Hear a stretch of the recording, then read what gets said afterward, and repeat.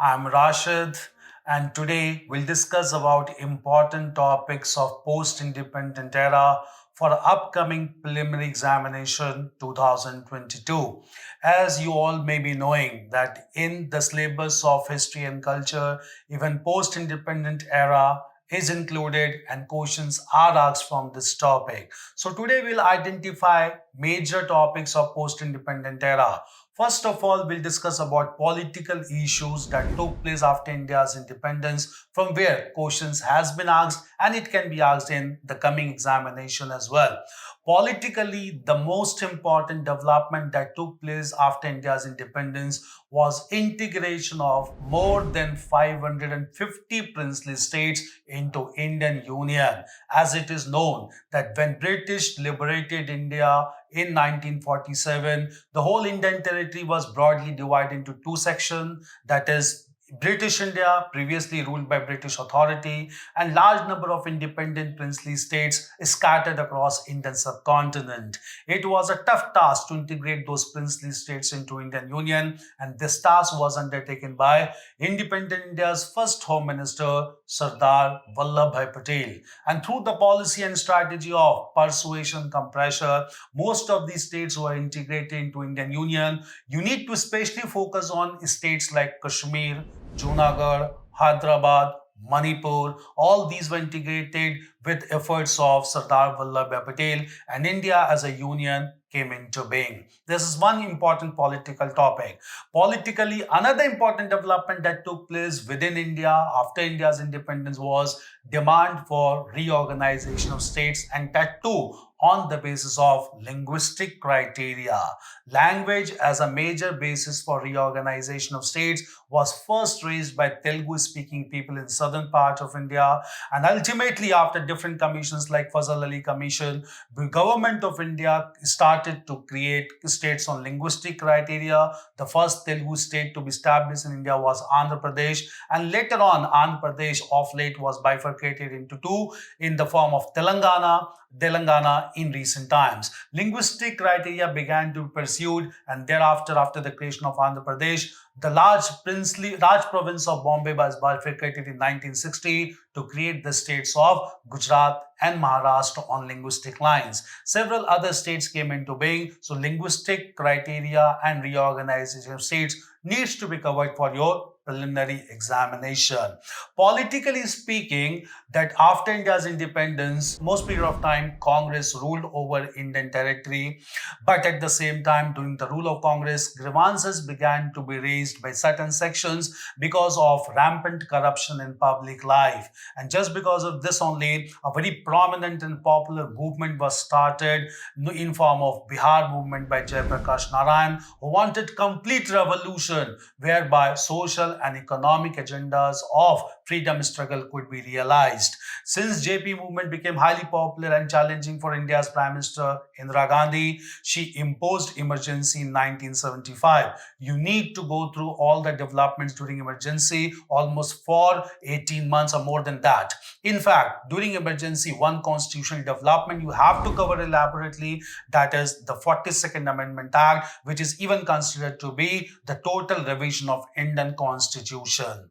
At the same time, after India's independence, another major development took place, which was in form of draft of India's foreign policy. This equally is important for your preliminary examination, as India's first foreign minister after independence, Jawaharlal Nehru, played a major role in drafting India's foreign policy based on certain objectives and principles. Clear? Objectives were to safeguard India's territorial integrity. Objective even included to promote economic growth and development through bilateral and multilateral ties. But at the same time, certain principles were included into India's foreign policy for which India is given regard at global level. These principles included the Buddhist principle of Panchshil, whereby 5 principles of mutual coexistence was highlighted. In fact, India signed Panchshil agreement with China after India's independence, which was a master stroke. At the same time, another major principle included by Jawaharlal Nehru was the principle of non-alignment, which was quite relevant after India's independence.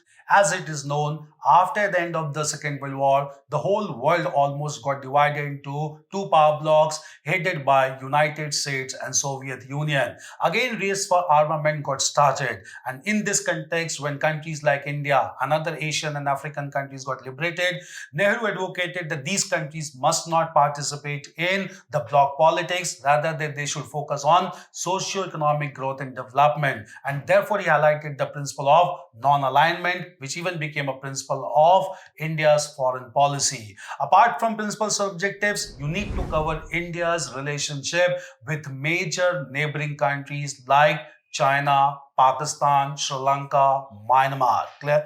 Even Nepal. And while covering all these things, you should also cover Gujarat's doctrine, which was a very important doctrine to improve ties of India with all neighboring countries and to eliminate the fear that existed among neighboring countries about India due to its sheer size and population.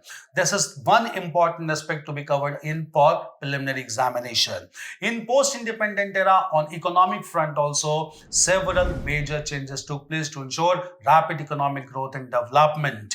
Clear? The first major challenge for the leaders after India's independence was with respect to proper distribution of land. India being an agrarian country, land distribution was highly skewed under British rule, and most of the lands got confined into the hands of big landlords and zamindars. In order to ensure proper distribution of land, several constitutional provisions and legislations were enacted in order to fix certain ceilings for maintenance of land. Some voluntary movements were also started after India's independence to ensure land in favor of landless peasantry class. One such movement was in form of the Bhudan movement, which was started by Acharya Vinoba Bhave, whereby he convinced people to voluntarily surrender some parts of their land in favor of landless peasant class. Bhudan movement, Gramdan movement needs to be covered for your preliminary examination.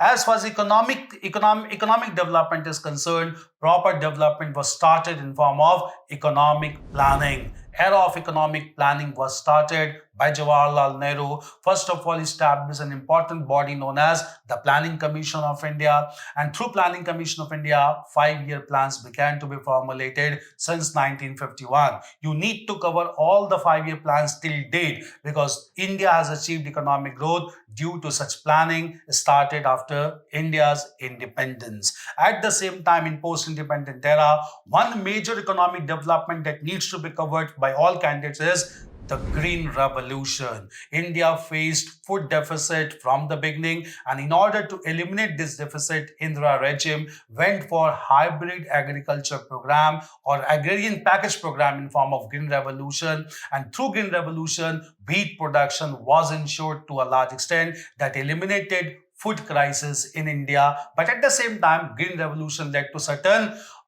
unexpected result also in form of skewed land distribution and largely economic inequality at a regional level. You need to cover these aspects from economic perspective. In post-independent era, socially speaking, there were major developments as well. The most important being the Dalit movement, which was started by Dr. B.R. Ambedkar. Dr. B.R. Ambedkar wanted proper respect and proper treatment given to the scheduled caste or Dalit community, and therefore started a Dalit movement in India that continued in course of time in a very proper or organized manner. Dr. B.R. Ambedkar in course of time got converted to Buddhist faith and even started a sect known as Navyan in order to improve the status of the scheduled caste or the Dalit community.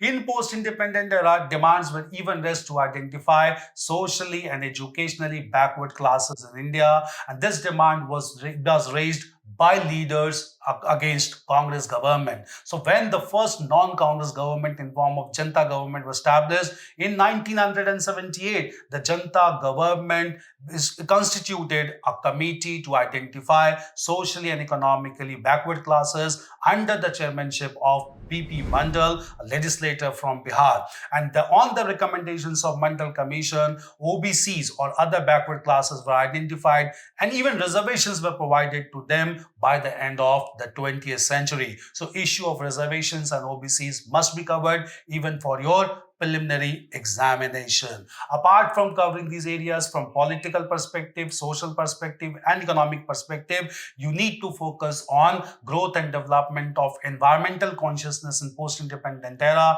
especially Project Tiger, Project Elephant, and at the same time certain important movements like the Chipko movement, Jungle Bachao Andolan, and of late a very important movement and popular movement, that is the Narmada Bachao Andolan, led by leaders like Medha Patkar. Environment anyway is very important for a preliminary examination because you'll get around 10 to 12 questions from environment, and post-independent era needs to be studied in this perspective as well to understand environmental consciousness. Moreover, growth and development on science and technology also needs to be done, especially from institutional perspective. And from institutional perspective, you want to prepare science and technology with respect to establishment of Department of Science, ISRO, and Atomic Energy Commission. Refer to India Yearbook that covers institutional backdrop properly, and it's a government document, and obviously it will help you in your preliminary examination. So post-independent era is an important area of history